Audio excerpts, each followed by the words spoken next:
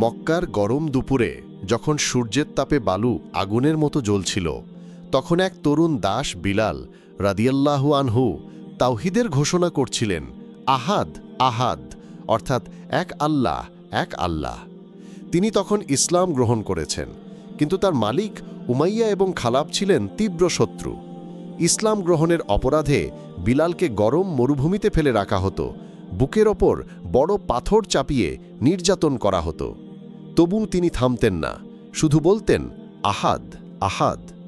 রসূলুল্লাহ সাল্লাল্লাহু আলাইহি ওয়াসাল্লাম তার ধৈর্য ও ঈমান দেখে মুগ্ধ হয়েছিলেন। পরে হযরত আবু বকর রাদিয়াল্লাহু আনহু তাকে মুক্ত করেন।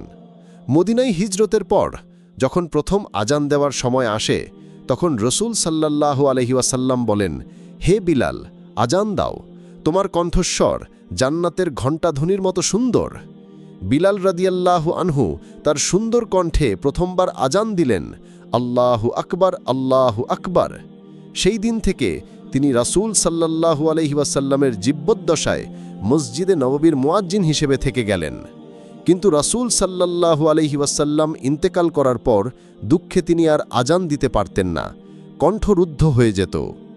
বছর পরে যখন তিনি মদিনায় এসে আবার আজান দিলেন, তখন গোটা শহর কেঁদে উঠেছিল, সবাই রাসূল সাল্লাল্লাহু আলাইহি ওয়াসাল্লামকে মনে করেছিল।